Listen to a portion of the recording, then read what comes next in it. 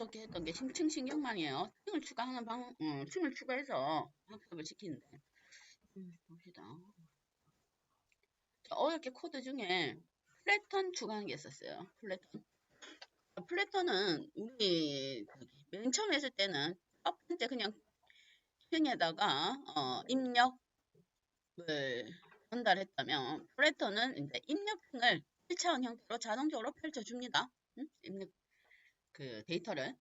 그래서 이렇게 플래턴해서 인풋 쉐입 20 이러면 뭐가 필요 없냐면 앞에 우리가 스케일 조정할 때 255.0으로 나누고 리쉐입을 해줬어요. 이거 리쉐입 해준 이유는 우리가 그냥 별의 형태를 변환하려고 지금 리쉐입 한 거죠. 그렇죠?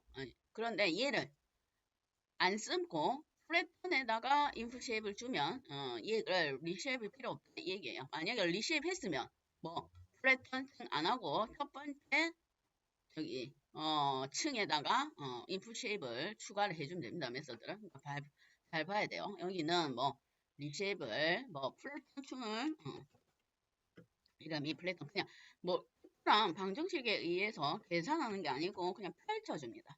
펼쳐 뭐 빛에 들어갈 형태로 층이 가 되면 얘는 뭐 플래턴 층에서 알아서 리쉐입 해주니까 생략 한다 이 말입니다. 두 개 중에 하나 쓰면 되겠죠. 펼칠 걸 리쉐입을 해주던지 아니면 그냥 플래턴에다가 4개의 변수 값으로 인풋 언더바 쉐입하고 그 다음에 인풋 언더바 쉐입에 그 튜플 얘가 지금 그냥 일반 가로가 튜플이죠. 심표로 구성됐는데 튜플입니다. 그러면 플래턴 하면 뭐 행렬 개수를 입력하면 됩니다. 근데 우리가 앞에 인풋 쉐입으로 그냥 플래턴 없이 전달할 때는 뭐 28 곱하기 28 그렇게 전달을 했고 요거는 플래턴은 행렬수를 튜플 단위로 전달하면 돼요. 그래서 두 개의 요거 있을 때랑 없을 때랑 코드를 비교를 해 보십시오. 어저께 그것 때문에 입력 할 때 오류가 났어요. 제가 까먹고 생각을 못 해가지고. 그 다음에 뭐 심층신경망에 우리가 어저께 심층신경망에서 추가할 때 은닉 등에 사용했던 함수는 활성 함수는 렐루 함수입니다. 그렇죠? 렐루 함수. 그러면 맨 마지막에 있는 출력 등에 사용되는 건 딱 고정되어 있습니다. 이중 분류일 때 시그모이드 함수고 다중 분류일 때는 소프트맥스 함수. 요거는 두 개 중에 한 개예요. 그럼 바뀔 수가 없습니다. 맨 마지막 출력층은 중간에 있는 은닉는 다 적어도 돼요.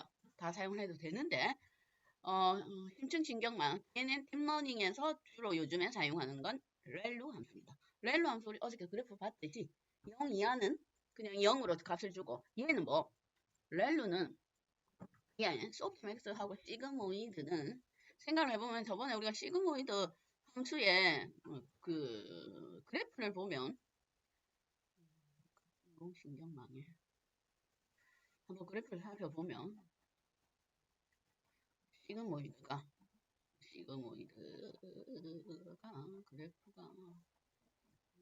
그래프가 안 나오네. 여기 그래프가 구조가 요거 여기 있네. 요런 구조였어요. 시그모이드 함수의 그래프가 무한대의 마이너스와 무한대의 양수값이 나올 때의 범위를 뭐 1.0하고 0 사이로 지금 표현했습니다. 왜냐? 확률로 변환하려고. 그러면 얘를 활성화 함수로 만들면 어쨌든 모든 입력값을 똑같이 활성화 함수에 특화시키니까 다 동등한 구조예요. 별값에 상관없이 동등한 구조인데 렐루는 만약에 양수면 G값을 그대로 활성화 함수를 통해서 넘어갑니다. 그거 하고 시그모이드나 소프트맥스는 양수이나 이거 원래 1.0과 0 사이보다 큰 것들 있죠. 큰 양수나 큰 음수는 원래 G값 좀 축소를 시켰는데 이 말이에요. 그 분류를 만들기 위해서 축소했는데 중간에 있는 은닉 중에서 시그모이드나 소프트맥스를 사용하며 렐루보다 본인이 갖고 있는 값을 더 누르는다 이 말이에요. 조금 대략적이다 이 말입니다. 그래서 일반적으로 딥러닝에 중간에 있는 은닉층 있죠.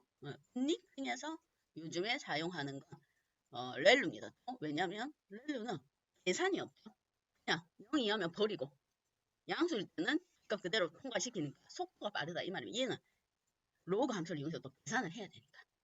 그래서 맨 마지막에 쓰는 출력치는 시그모이드나 소프트맥스가 정해져 있는데 중간에 사용하는 렐루가 속도면이나 조금 더 빠를 수가 있습니다. 가스 그대로 유지할 수도 있고 그게 차이점이라고 볼 수가 있어요. 그 다음에 오늘 할 건 옵티마이저인데 그 전에 지금 현재 제가 요거 에포크가 5개요. 우선 얘를 한번 다시 돌려봅시다. 에포크 신경망에 책에 있는 그대로 했습니다. 은닉중 추가된 은닉 등의 출력 개수는 100%로 해서 렐로 함수를 이용해서 책에 있는 그대로 요거 다시 한번 결과를 액큐러시만 한번 확인해 볼게요. 다시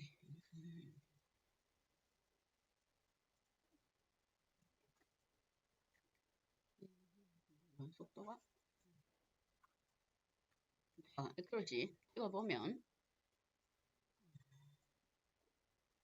오늘은 왜 이렇게 느린가?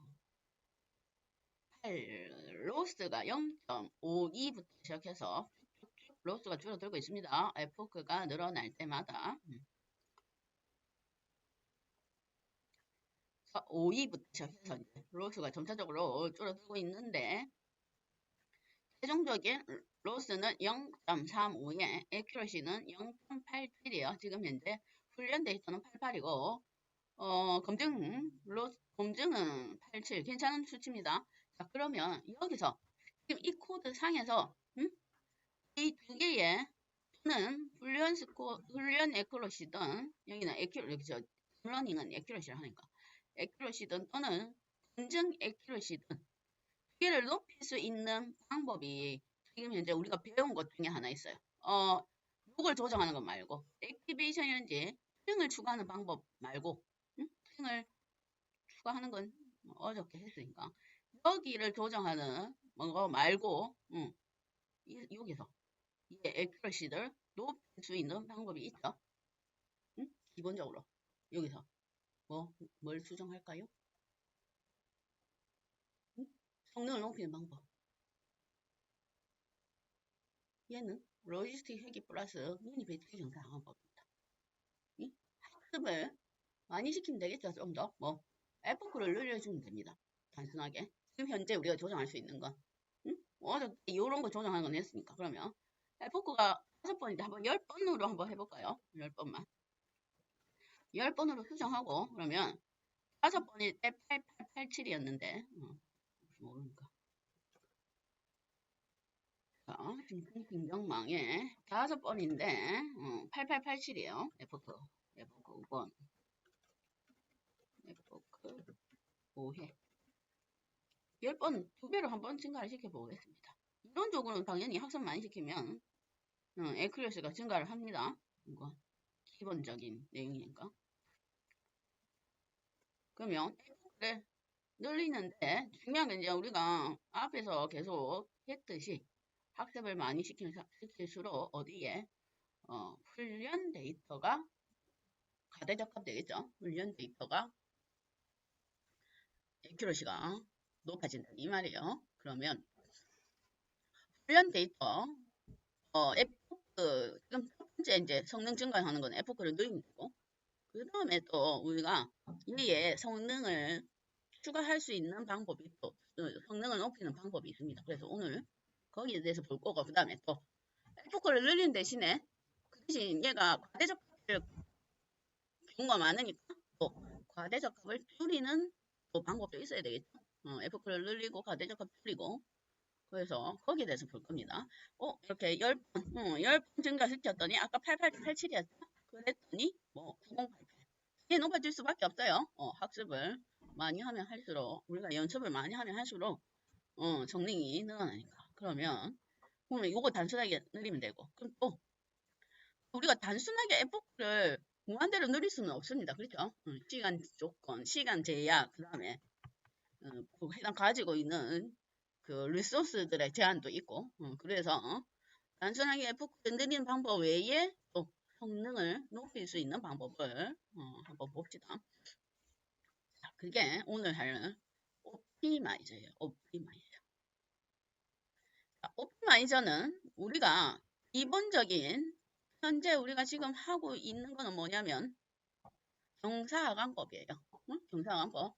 방정식을 학습하는데 최적의 기울기를 찾아서 뭐 기울기를 찾는단 말은 개수 있죠. 개수 또는 기울기 또는 절편을 찾아가는 방식입니다. 그래서 방정식 값을 계산해서 그걸 이용해서 우리가 분류하는데 그 경사하강법이 여러 개가 있다 이 말입니다. 그래서 그걸 바꿈으로 해서 성능을 조금 높일 수 있는 방법을 찾아보는 게 옵티마이저예요. 옵티마이저. 그러면 우리 저번에 그림이 어디 갔나?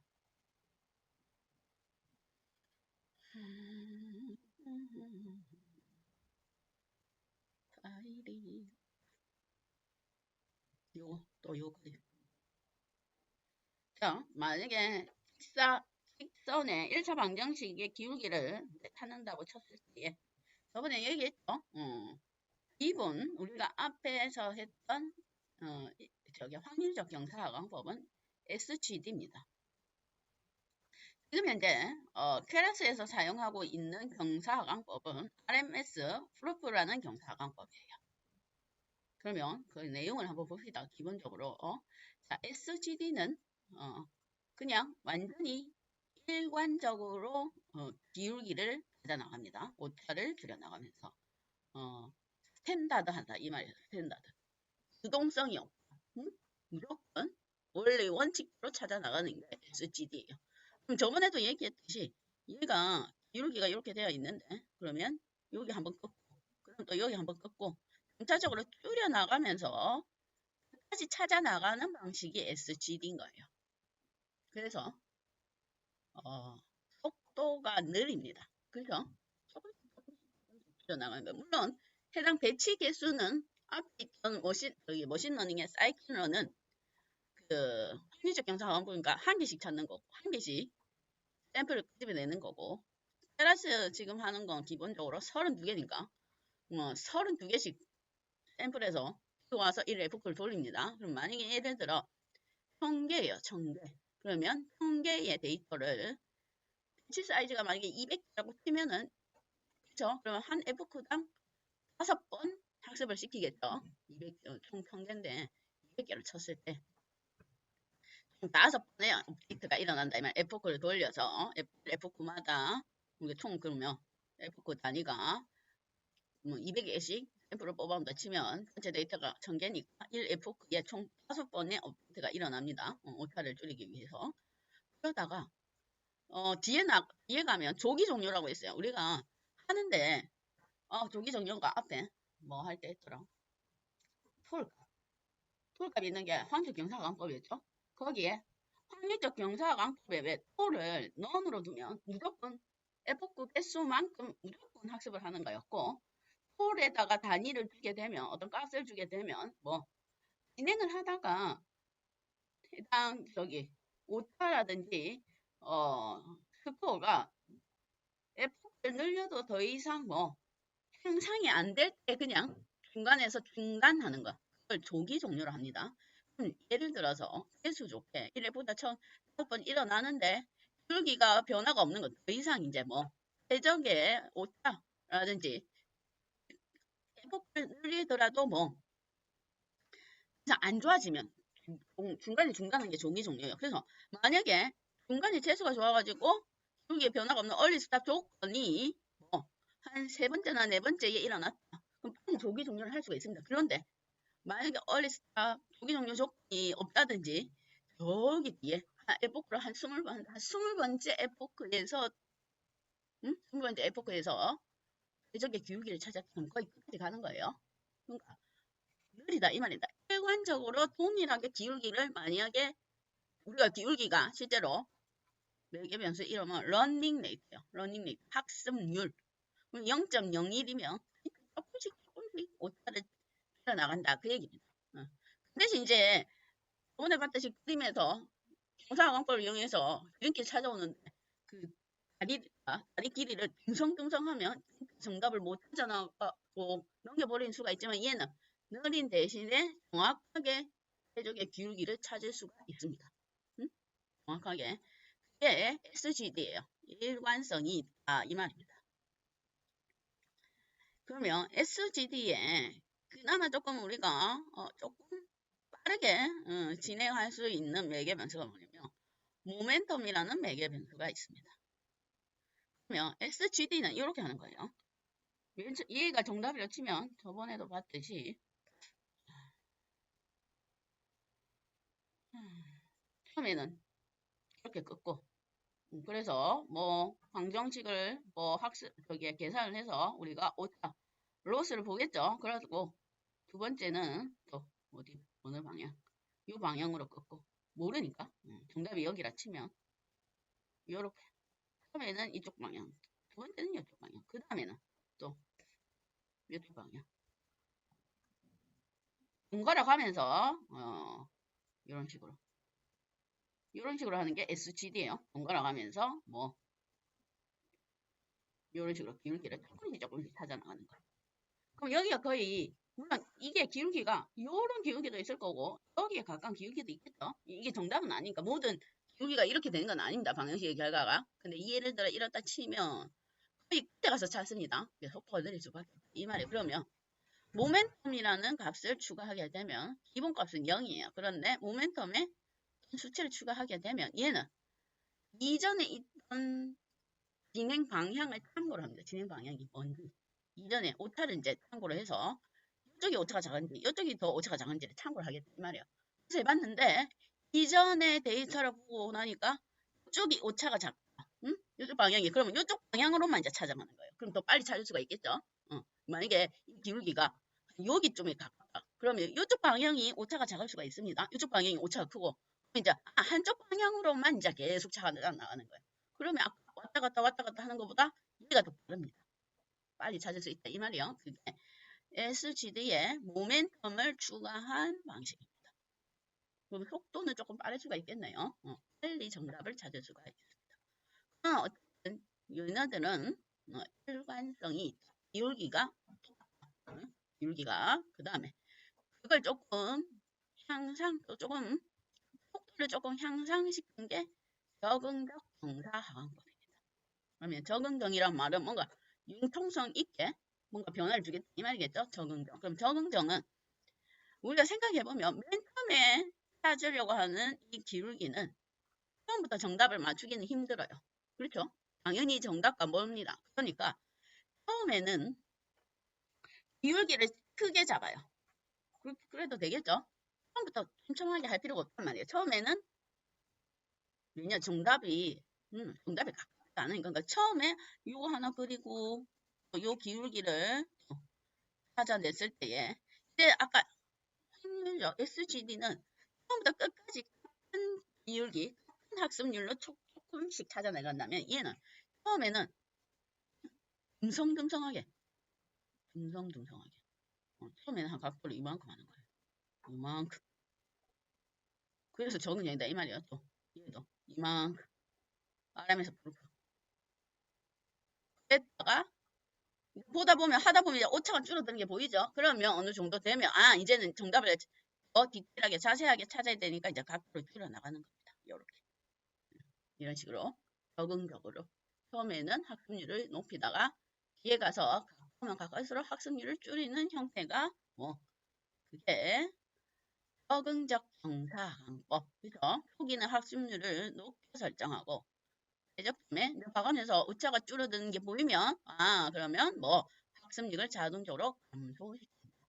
적응적 정사강법이에요. 그렇을 때에 지금 현재 사용하고 있는 클래스의 기본 정사강법은 RMS 프루프입니다. RMS 프루프. 그런데 아담은 이 RMS 프루프는 SGD처럼 여기 갔다가 여기 찾다가 여기 찾다가 이렇게 찾는 거고 아담이 요즘 많이 쓰는 경사하강법이에요. 그건 아까 방식으로 과거의 진행 방향을 참고하는 모멘텀 플러스 RMS 프루프. 그러니까 적응적인데 얘는 이쪽 방향인지 또 찾는 거죠. 그러니까 아담이 어쩌면 속도는 제일 빠를 수가 있습니다. 그렇죠? 융통성이 있고 진행 방향 이전에 참고를 하고 그래서 아담을 많이 사용합니다. 그게 이제 옵티마이저 경사하강 방식이요. 경사강법 방식. 자 그러면 클래스에서 우리가 컴파일이라는 매개 변수의 옵티마이저를 설정을 할 수가 있습니다. 그러면 만약에 기본적으로 옵티마이저는 일반적으로 매개 변수들이 여러 개가 있는 기본적으로는 학습률을 일반적으로 매개 변수로 많이 활용을 합니다. 변경할 수가 있어요. 학습률을 높이든지 낮추든지.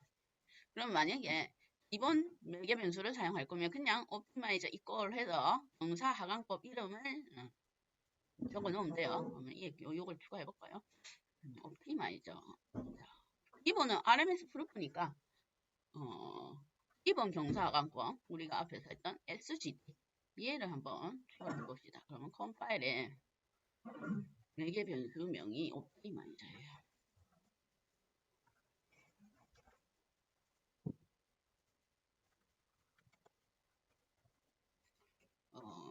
SGD 요것만 추가하면 됩니다. 어디 컴파일 메서드에 추가를 해주면 돼요. 다른 건 필요 없고 여기다가 요거만 그러니까 기본 경사항법 SGD 또 한번 옵티마이저를 바꿔보겠습니다. 아까 F9는 아까 책에 있는 그대로 5로 해놓고 5가 얘는 기본 경사항법이 RMS 프루프 방식이죠. F9 5번 얘는 8887인데 또 비교를 해보면 되겠죠. SGD로 했을 때에 얼마 나오는지 한번 확인해 보겠습니다. SGD로. 다른 조건은 동일합니다. F9는 5번. 그러니까 F9를 추가 안 하고 지금 우리가 옵티마이저 설정을 변경해서 성능을 좀 높이는 방법을 한번 찾아보겠다 이 말이에요.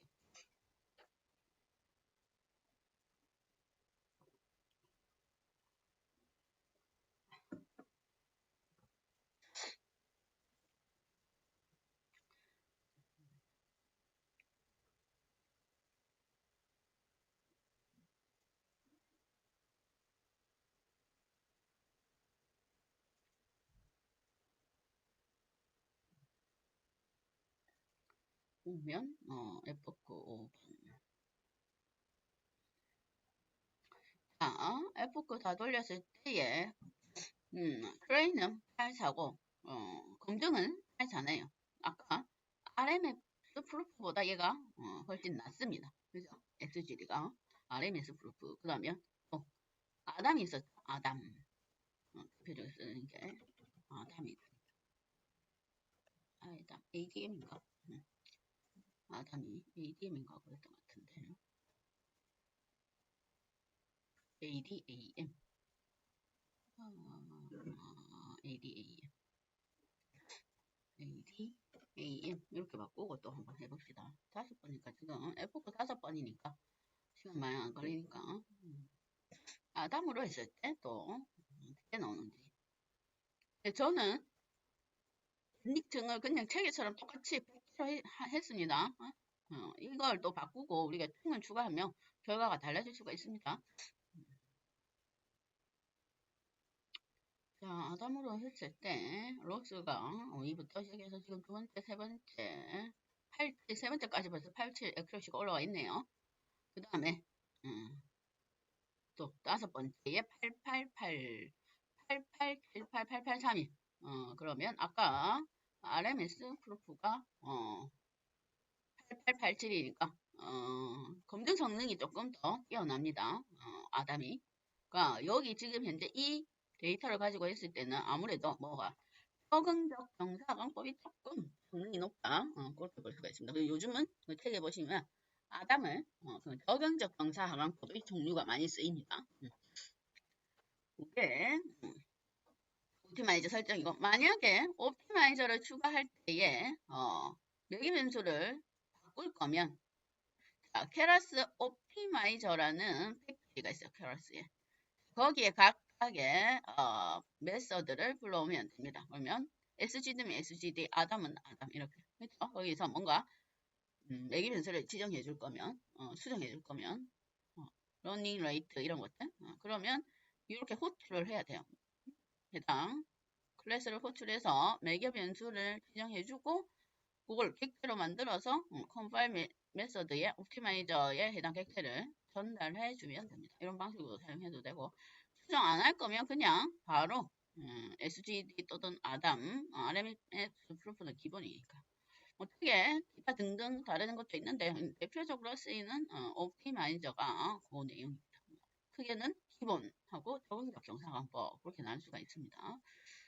그게 경상환법이고 그 나중에 한번 옵티마이저를 변경해가면서 성능을 한번 확인해 보십시오. 자, 그 다음에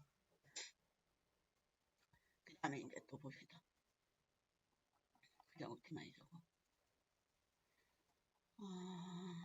그 다음 어떻게 했던 건가? 그 다음은 또 뭔 내용을 보냐면 해당 심층신경망 모대 훈련과 관련되어 있는 또 다른 내용을 보겠습니다. 우리가 심층신경망에 이제 뭐 액큐러시를 성능 측정의 도구로 쓸 거냐 또는 로스를 성능 측정의 도구로 쓸 거냐 그거는 이제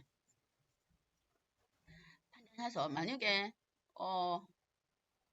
액큐러시가 둘이 비슷하면 근데 로스가 낮다고 액큐러시가 그 반비례해서 나타나지 않는다 했습니다. 뭐 액큐러시가 0.9라고 해서 로스가 0.1이 아니에요. 우리가 결과물을 봐도 그렇죠.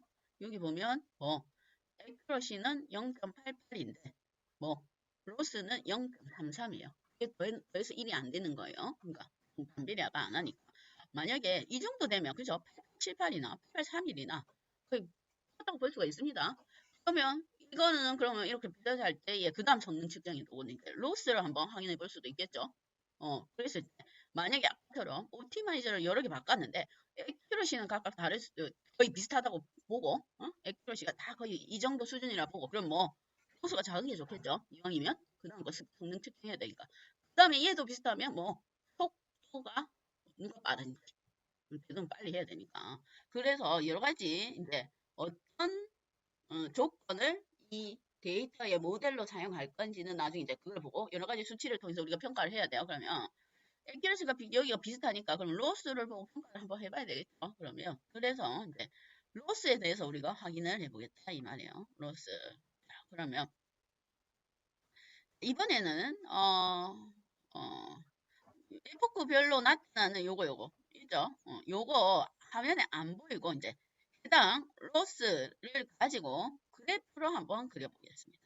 그래프. 또 그래프를 통해서 우리가 보면 눈에 팍 띄니까. 그래서 뭐가 있냐면 훈련할 때에 훈련을 시킬 때에 핏 메서드에 요게 있어요. 버버스가 있습니다. 버버스가 화면에 에포크별로 로스와 뭐 에큐러시를 출력시킬 건지 출력을 안 시킬 건지에 대한 옵션이에요. 그럼 버버스가 기본 값은 1입니다. 그럼 화면에 에포크별로 로스와 에큐러시 출력을 시킵니다. 이거는 뭐 훈련 데이터 트레인에 출력시킨다 이 말이에요. 훈련 데이터에 그러면 버버스 0 하면 얘를 화면에 안 나타나게 할 거예요. 얘도 화면에 출력하는 거 안 하는 거에 따라 또 속도 차이가 있습니다. 그럼 선생님 화면에 안 나타나는데 어떻게 평가를 합니까? 그러면 그거는 얘가 기본적으로 할 때에 해당 결과값이 각 F별로 로스와 액큐러시를 어떤 픽셔널에 저장을 시켜요. 자동적으로. 해당 픽셔널에 있는 내용을 우리가 보면 됩니다. 그러면 여기에는 히스토리라는 변수에 우선 저장시켰으니까.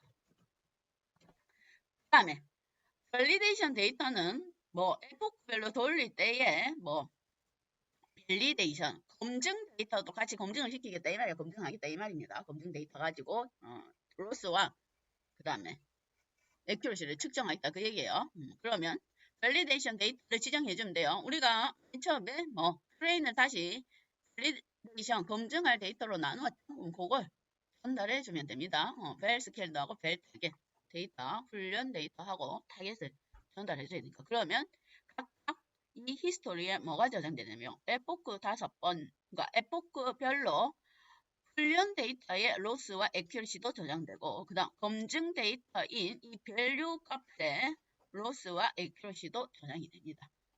딕셔너리의 형태인데 딕셔너리 안에 에포크 5번씩이니까 딕셔너리의 값은 각각의 키에 해당되는 값은 뭐 5개씩 그렇게 저장이 된다 이 말이에요. 그럼 거기 있는 걸 값을 뽑아와서 뭘로 그래프로 한번 그려보겠다 그 얘기입니다. 이제 그래프를 보면 전체적으로 우리가 물론 지금 이제 이렇게 보더라도 액큐러시가 당연히 감소가 되고 그다음 로스가 당연히 감소가 되고 액큐러시가 계속 향상이 되는데 그게 뭐 어떤 지점에서 향상이 되는지 그런 것도 중간에 또 지금은 에포크가 5번이니까 이 로스가 점차적으로 줄어들어요. 그런데 만약에 에포크를 증가시켰을 때도 로스가 줄어드는지 늘어나는지 또는 에포크를 늘리면 늘릴수록 당연히 훈련 데이터에 로스는 줄고 액큐러시 늘어날 수밖에 없는데 검증 데이터는 어떻게 되는지도 같이 확인을 해보겠다 이 말이에요. 에포크의 횟수를 늘리면 왜냐하면 우리가 이론적으로 알고 있는 방향에서 보면 훈련을 많이 하면 할수록 뭐 과대적합이 일어난다고 했으니 그걸 한번 보겠다 이 말입니다. 그래서 뭐 히스토리에 저장해 놓고 그 히스토리에서 값을 뽑아 올 거예요.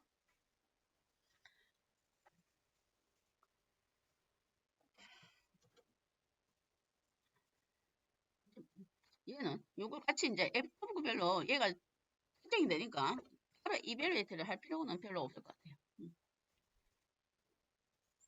히스토리인데 엉뚱한 거.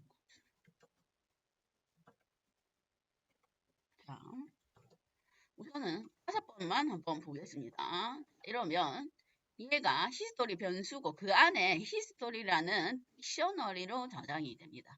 히스토리라는 딕셔너리 보면 그게 어떻게 저장되어 있는지 그냥 이제 에포크가 5개밖에 안 되니까 한번 봅시다. 뭐 안에 있는 딕셔너리 값이 어떤 구조로 되어 있는지 그리고 각각 로스 얘는 뭐 훈련 로스예요. 훈련 데이터 손실률 두 번째는 검증 데이터 손실률입니다.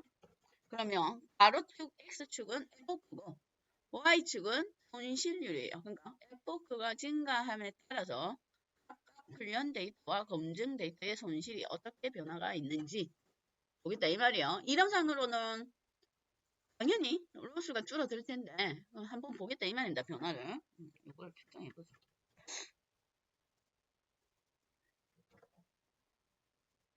자 한번 얼마 안 되니까 봅시다.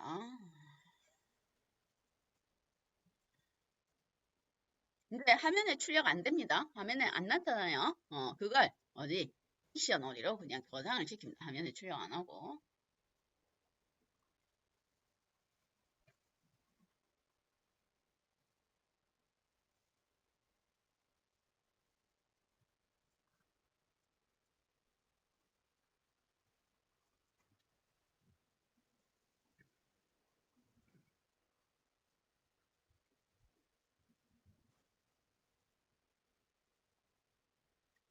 그랬더니 자, 딕셔너리에 저장되어 있는 값, 뭐 한 다음에 에포크별로 뭐가 로스 있죠? 로스 5개. 뭐 첫 번째 에포크의 로스. 얘는 그냥 로스 하면 얘가 훈련 데이터 로스 이 말이에요. 그러면 0.53부터 시작해서 0.35까지 꾸준히 감소를 하고 있습니다. 그럼 두 번째는 훈련 데이터의 액큐러시도 총 에포크 5개. 처음에는 81이었는데 맨 마지막에 액큐러시는 88이네요. 그 다음에 아까 추가로 밸리데이션 언더바 데이터를 지정해줬기 때문에 검증 로스도 저장이 됩니다. 검증 로스는 처음에는 0.42였는데 쭉쭉 감소를 해서 0.34까지 줄어들었고 그 다음 검증 데이터의 액큐러시는 84로 시작해서 87까지 액큐러시가 증가를 하고 있습니다. 총 F급별로 훈련 데이터의 로스, 검증 데이터의 로스, 훈련 데이터 액큐러시, 검증 데이터 액큐러시가 뭐 히스토리 여기 딕셔너리로 저장이 되고 있다. 이 말. 그럼 거기 있는 걸 이제 그래프로 한번 출력해 볼게요. 그럼 요렇게 총 에포크가 5번일 때에 뭐 훈련 때 지금 요거 그래프가 로스예요. 손실률이다 이 말이에요. 손실률은 작아져야 되겠죠? 그럼 얘는 완전히 여기서부터 여기까지 확 줄어들고 있죠. 훈련 데이터 로스는. 검증 데이터는 주황색이 검증 데이터의 로스예요. 검증 데이터의 로스는 뭐 그렇게 줄어든 건 아니고 조금 완만하게 뭐 훈련보다는 조금 완만한 형식으로 줄어들. 여기 보세요. 3.0, 3.0이지만 여기 x축이 0.0부터 시작하니까 여기가 f가 횟수가 4번입니다. 그죠? 4번, 4번 했을 때의 로스 보세요. 검증의 로스는 오히려 증가를 하고 있습니다. 네 번째 때는. 그렇죠? 그러니까 f를 늘린다고 해서 로스가 줄어드는 건 아니다 이 말이에요. 응? 그래서 만약에 플러시가 비슷하다 치면 이제 로스로 보고 우리가 판단을 해야 되겠죠. 어떤 조건일 때의 로스가 더 좋은가? 그러면 제 책에는 얘를 로스를 더 많은 F를 줬어요. 20번을 줬습니다. 응? 20번. 20번 뽑히다 그러면 20번. 좀 느리겠습니다. 20번. 조금 시간 걸리겠죠? 20번이니까. 20번 해서 다시 이제 요거는 출력할 필요 없고 이제 20번이니까 많죠? 지금 20번이면 각각의 로스, 에큐러시에서 총 4개의 데이터가 20개씩 되는 게 많습니다. 이제 출력하지 마세요. 응? 그럼 총 뭐 4, 2, 40개가 출력되면 100개 데이터가. 그러니까 많으니까 이제 굳이 출력할 필요 없고 그래프로 보면 되니까. 에포크만 20번 늘리겠습니다. 에포크만. 지금 옵티마이저가 지금 아담이에요. 아담으로 하고 있습니다. 그러면 나중에 여러분들은 옵티마이저를 변경해가면서 한번 보세요. 누가 어떤 게 이제 성능이 좋은지 우리가 평가를 해야 되니까. 다시 20번 돌릴게요. 이게는 조금 시간이 더 많이 드니까 조금 더 기다려야 되겠네요. 그러면 3개 있는 것도 20번 돌렸어요. 자, 3개는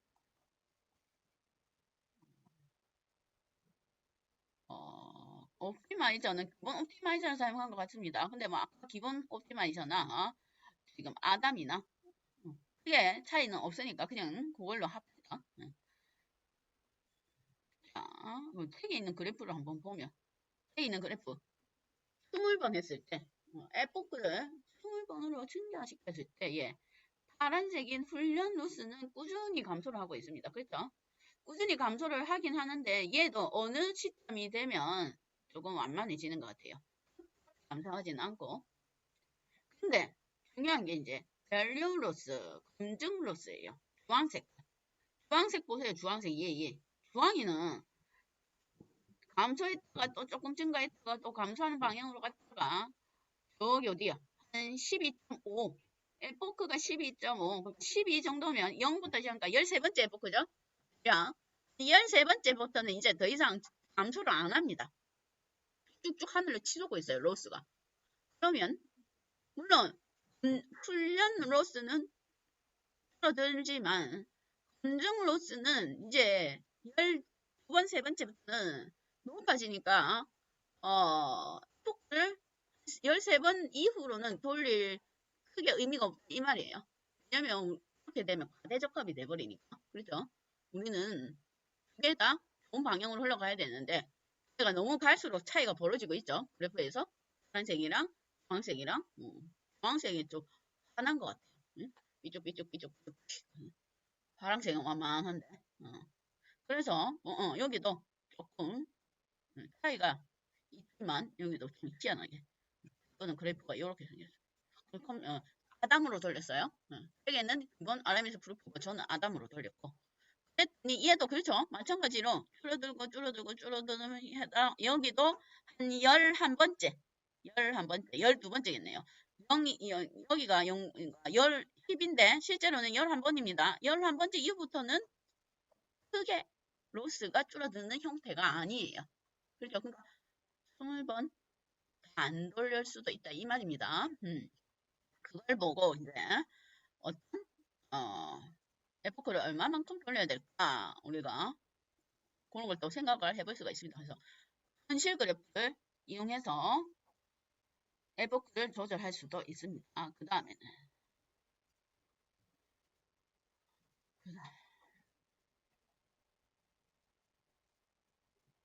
그 다음 우리가 앞에 지금 현재 이제 왜냐면 성능을 지금 향상시키는 방법을 찾고 있습니다. 그런데 옵티마이저는 아까 보면 크게 차이가 안 났어요. 아담이나 기본 옵티마이저인 RMS 프로프나 물론 SGD하고는 한 0.05, 4 이 정도 차이가 났지만 그것도 크게 막 0.1 차이도 아니고 0.05 차이 크게 안 난다 이 말이에요.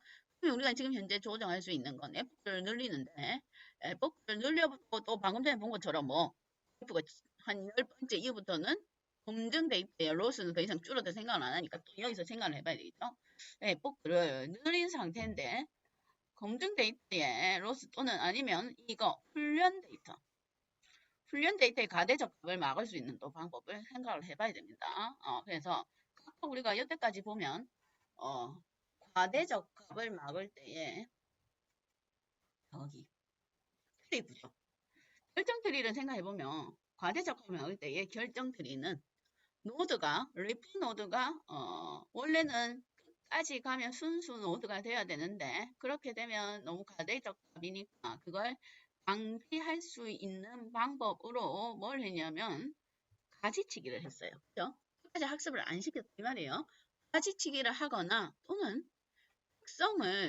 원래 특성을 다 줘야 되는데, 그죠? 노드 분할할 때 특성을 다 전달해야 되는데, 앞에 있는 저기 노드 전달할 때에 뭐 노드를 다 전달을 안 한 경우가 있었습니다. 그렇죠? 그래서 뭐 중간에 트리 뭐지?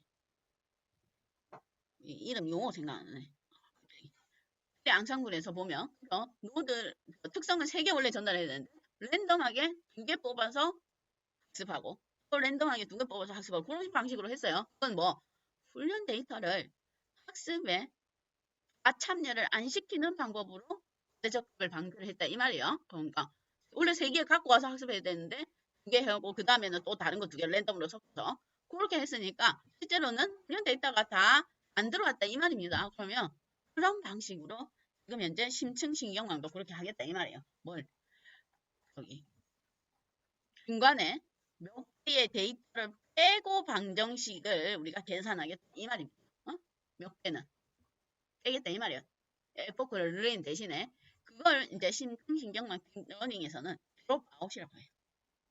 데이터 중에서 몇 개는 맨 처음에 데이터는 다 합니다. 맨 처음에 거는 맨 처음부터 데이터를 빼진 않아요. 링킹에 있는 데이터 중에 몇 개는 빼고 학습을 시키겠다 이 말이에요. 그렇게 해서 과대 적합을 줄이는 방식으로 가는 걸 우리가 드롭아웃이라고 합니다. 그래서 이 그림에서처럼 중간에 있는 은닉층에서 뭐 처음 1에포크 때는 뭐 이걸 그러니까 또 똑같은 데이터를 빼진 않고 에포크마다 다르게 랜덤하게 그냥 몇 개만 빼겠다 이 말. 그럼 뭐 퍼센티지를 지정을 해주면 됩니다. 몇 표 빼면 어떤 거는 이 데이터가 빠졌다. 그 다음 에포크는 이 데이터가 빠졌다. 이런 식으로 학습에 참여하겠다 이 말이에요. 그걸 이제 드롭아웃이라고 합니다. 조금 쉬고 드롭아웃을 봅시다. 드롭아웃 안 시켰을 때. 그래서 얘가 요거는 꾸준히 감소하는데 주황색인 검정 데이터는 지금 한 10번, 11번째 이후부터는 쭉쭉 올라갑니다. 그러면 책에 있는 결과를 보면 드롭아웃을 시켰더니 훈련 데이터는 뭐 비슷한데 요거 있죠. 요게 이제 아까는 그래프가 요렇게 올라갔다면 얘는 이제 그래프가 밑으로 쭉쭉 줄어들어온 상태네요. 그래프의 형태가 변화가 있습니다. 보면 여기는 여기하고 이 최적점을 찾으려면 12번째, 13번째, 14번째도 뭐 계속 낮아지네요. 한 여기죠. 그러다가 좀 보면 뭐 12.5면 실제로는 13.5니까 F코가 13번째 이후에 이제 조금 높아지는 형태인 것 같아요. 13번째까지는 얘도 감소를 합니다. 파란색의 훈련은 꾸준히 감소를 하고 위에 봤을 때 한 여기가 그러면 실제로는 F코가 한 13번 그 이후부터는 이제 조금씩 올라가니까 크게 성능이 향상이 안 된다 이 말이에요. 그러면 저는 아담을 했으니까 아담 그래프 봅시다. 다 옵티마이저가 다르니까 그래프 형태가 달라요. 아담으로 진행했습니다. 저는 그랬더니 쭉쭉쭉쭉 내려가다가 여기도 비슷하네요. 그렇죠? 꺾여지는 뭐 형태가 다를 비슷하게 여기가 좀 더 높은 것 같은데 한 여기 열 번째 이후, 열 번째가 이거 실제로는 11번째. 11번째 이후는 크게 나아지는 점이 없다. 이 말이에요. 그러면 적당한 F4는 한 11번째 정도 된다. 그러면 다음에 돌릴 때는 수정해서 F4 11번 이렇게 돌리면 되겠죠. 드롭아웃을 할 때랑 또 안 했을 때랑 그래프의 형태가 달라진다. 그렇게 확인을 우리가 해볼 수가 있습니다. 그러면 이제 과대값 적합을 방지하는 방식이 드롭아웃. 퍼센테이지는 조정을 해가면서 결과를 확인해 보면 됩니다. 얘도 하이퍼 파라미터에 해당이 되는 것. 그럼 지금까지 했던 우리가 하이퍼 파라미터가 처음에는 제일 쉬운 건 F9고 그 다음에는 옵티마이저. 그죠? 옵티마이저도 세세하게 하려면 학습률 조정을 해보면 또 돼요. 학습률, 기본적인 옵티마이저의 학습률이 있으니까 그걸 또 조정해 본다든지. 그 다음에 한 건 드롭아웃이 우리가 지금 현재 과대 적합을 방지하기 위한 또 드롭아웃이 있습니다. 할 게 많죠. 우리가 오늘 한 옵티마이저 3개 거기에 수정해볼 그다음 뭐 드롭아웃 비율 그걸 여러 가지 경우에 섞어보면 또 어떤 게 성능이 최적한지 우리가 찾아볼 수가 있습니다. 그 다음에 모델 저장과 보고는 넘어가고 조기 종료. 자, 이제 자, 아까 그래프 방금 전에 봤던 드롭아웃 했을 때 이제 그래프로 우리가 눈으로 확인은 가능한데 어느 정도는 정확하게 정말 적당한 F가 어느 정도 되는가 그걸 우리가 확인해 보기 위해서 필요한 게 조기 종료예요. 조기 종료. 자, 조기 종료는 게 있습니다. 클래스의 콜백 패키지에 early starting이라는 클래스가 있어요. 거기에 매개 변수가 patient라는 매개 변수가 있습니다. 거기에 수치 값을 적어 놓으면 돼요. 그러면 책에는 2라고 적혀 있으니까 2 이렇게 해 놓으면 2번 이상 검증 손실이 줄어들지 않으면 더 이상 성능이 향상된다고 생각 안 해서 중간에 스탑합니다. F가 아무리 많아도 이해가 없으면 무조건 성능이 향상 안 돼도 끝까지 F 횟수만큼 학습을 하는데 페이션스 개수만큼 줄지 않으면 조기 종료한다 이 말이에요. 자 그러면 클래스에 콜백 패키지에 early starting 해서 patience 해서 수치를 뭐 한 번은 안 되겠죠, 그죠? 한 번은 어쩌다 보면 뭐 잘못 손실률이 조금 생각할 수도 있으니까 한 두세 번 정도 해서 비교를 해봐야 되겠죠? 두 번 또는 세 번 정도 해가지고 더 이상 이제 감소가 안 된다. 그러면 굳이 리소스를 다 잡을 필요 없이 시간을 쓸 필요 없이 학습을 안 시키겠다 이 말입니다. 왜냐면 여기서의 기준은 검증 손실이에요. 아까 그래프 봤듯이 트레이는 아무리 F코를 눌려도 계속 감소를 해요. 그러니까 검증 손실을 봐서 종료하겠다 이 말입니다. 그러면 그렇게 해놓고 그걸 객체로 하나 지정한 다음에 핀 메서드에 콜백이라는 매개 변수가 있습니다. 아까 원래는 그 책에 보면 콜백이 뭘 용도로 사용되냐면 내가 모델을 찾았으면 F9별로 해당 뭔가 파라미터 값을 저장할 수가 있어요. 그 저장해 놓은 걸 다시 이제 불러와서 학습을 다시 시킬 수도 있습니다. 그때 필요한 게 콜백인데 우리 그건 빼고 그러면 그래 놓고 콜백 매개 변수에 뭐 해당 조기 종료 를 전달해 주면 됩니다. 근데 콜백 매개 변수에 들어갈 여러 가지 값들이 조기 종료 객체만 있는 게 아니고 모델 저장 그런 것도 있기 때문에 뭐 전달할 때 잘 보세요. 릴리스트 형태, 배열 형태예요.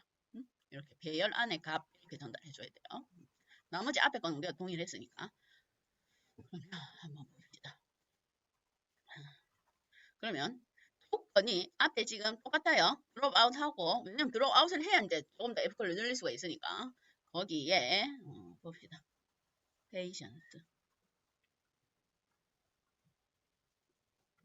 자 이렇게 해놓고 중간에 뭐 여기다가 추가할 거예요. 이렇게 이거는 똑같으니까 두고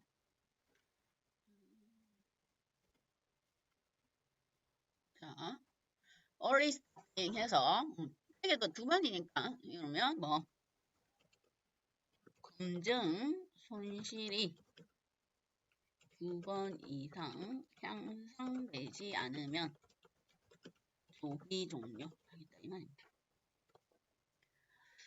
똑같이 F코를 20번 할 거예요. 왜냐면 지금 F코를 그러면 이렇게 하면 F코를 많이 해서도 향상이 안 되면 중간에 어차피 스탑 할 거니까 크게 시간이 안 걸릴 수도 있다 이 말입니다.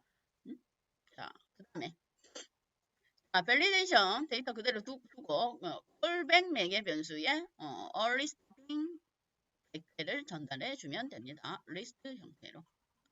그 다음에 그러면 얘가 과연 원래는 F코가 20번째인데 언제 중단됐는지를 볼 수가 있겠죠. 확인해 봐야 되겠죠. 몇 번째에서 중단됐는가. 그렇죠. 뭐 어느 지점에서 중단됐는지를 확인해 보면 돼요. 그러면 그걸 알려주는 속성이 stop underbar epoch. 몇 번째 에포크에서 얘가 중단이 됐는가. 그걸 확인해 보겠다 이 말입니다. 근데 되게는 뭐 이걸로 확인하는데 우리는 그래프로도 보고 버버스 값을 그냥 디폴트 값으로 해서 화면에 출력해 볼게요.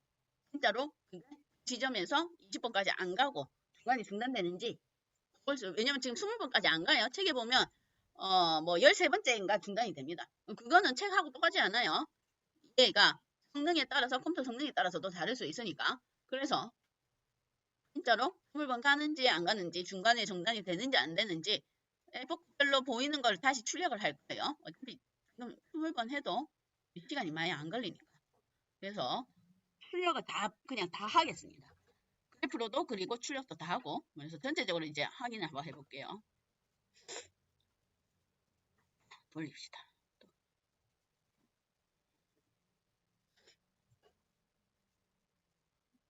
그러면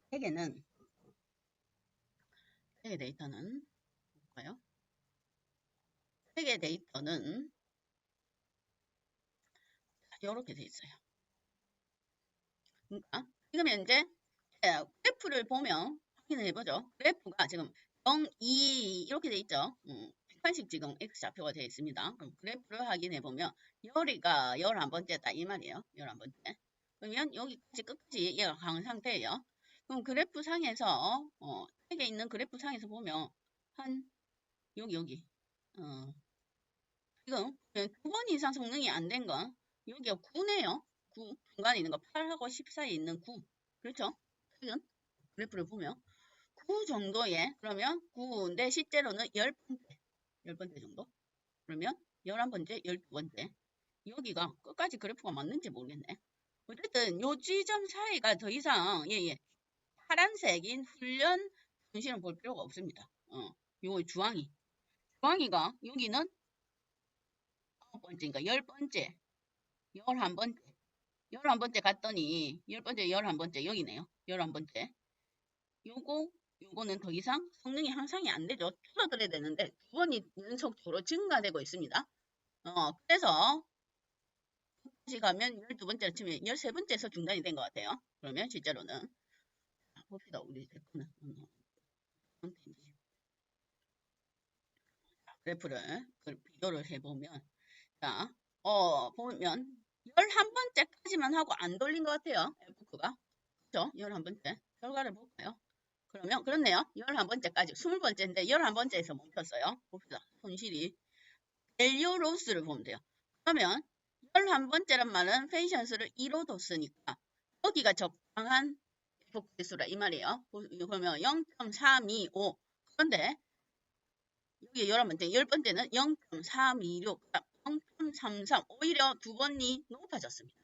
그러니까 두 번 봤는데 현상이 안 된 거예요. 그래서 뭐 답하겠다 이 말입니다. 그러면 최적의 F는 여기다 이 말이겠죠? 요거 최적의 F는 요거. 그러면 F 횟수는 적당한 F 횟수는 9번째네요. F는 9번째입니다. 9번째. 근데 스탑이 10번째라 돼 있지. 요거는 11번째인데. 스탑된 F9가 11번째에 갔는데 11번째에 했는데 스탑은 왜 10번이라 되어 있을까? 11번째. 11번째. F포크 11번째. 맞죠? F포크가 6이면 지금 현재 11번, 10번, 11번, 10번. 최적의 F포크는 9입니다. 9. 그렇죠? 에큐러시는 어차피 계속적으로 추가되는, 증가하는데, 얘를 보면 3257에서 3263, 3322 더 이상 감소가 안 되고 있어요. 2번 이상 연속적으로. 그래서 최적의 F는 9다. 그렇게 계산을 하면 됩니다. 스타트는 왜 10번이라고 되어 있을까? 스타트는. 여기는 그래프는 원래 0부터 시작하니까 11번째 실행한 거 맞고.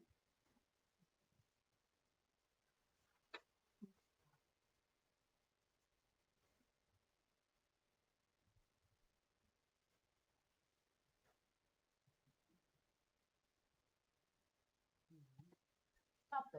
스타트 F의 횟수가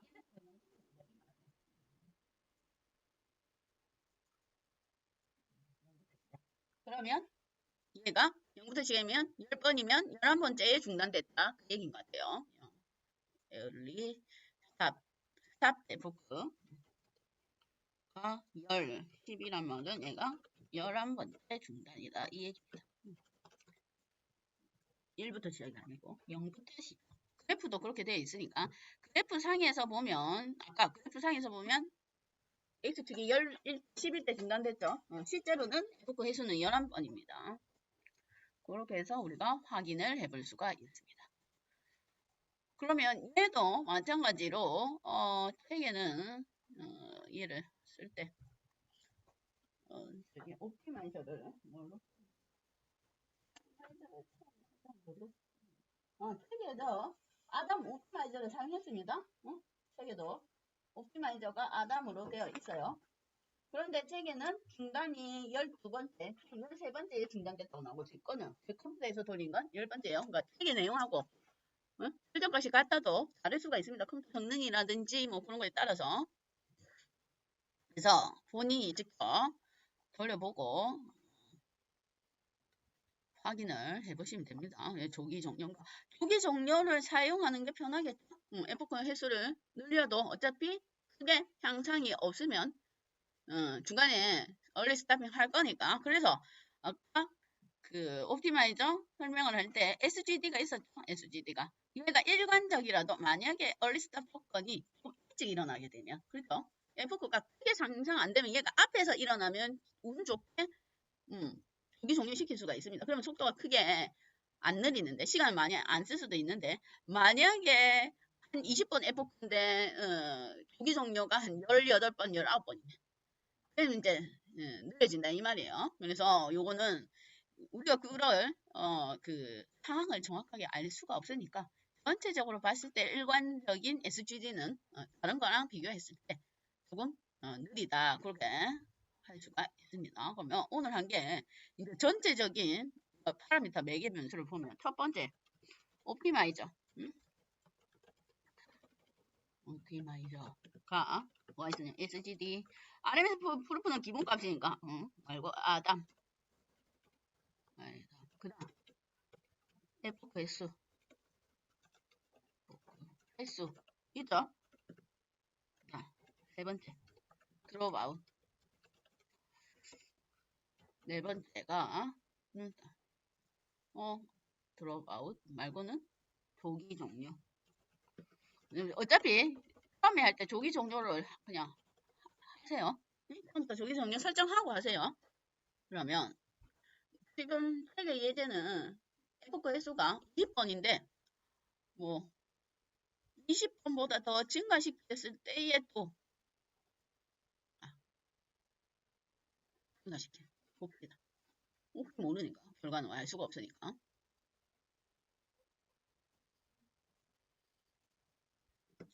옵티마이저는 XGD 아담 그 다음 기본 옵티마이저 기본 옵티마이저는 설정 안 해도 되니까 기본 이렇게 3번 바꾸고 데이터는 그대로 하고 F코 횟수는 뭐 20번이든 30번이든 크게 조기 종료 라인이 있으니까 그냥 책에 있는 대로 그대로 20번 하겠습니다. 드롭 아웃을 책에는 0.3이죠. 0.3%인데 앞뒤로 플러스 0.1, 0.2 할까요? 그래서 0.3인데 0.2 한번 해보고 조금 더 올려도 보고 0.4 이렇게. 그다음 기본 조기 종료. 해서 옵티마이저 3개 각각 바꿔가면서 드롭아웃을 조정해 가면서 성능 측정을 한번 해보세요. 이게 그거 이번에 시험 7 형식이 이런 형식입니다. 바꿔가면서 성능을 측정해봐서 최적의 파라미터를 찾는 거. 그래서 그 연습 삼아 데이터는 그냥 지금 현재 그 데이터로 씁시다. 어차피 이게 본인의 컴퓨터 환경에는 이게 따라서 우리가 다를 수가 있으니까 과제가. 그래서 뭐 이거 과제라기보다 시험 대비 연습이라고 생각하면 됩니다. 여기 있는 내용이 다 들어갈 거예요. 채점 항목에 지금 오늘 할 거. 그러니까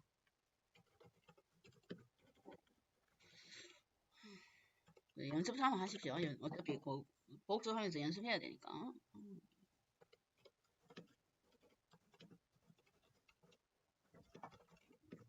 동일한 데이터를 이걸 가지고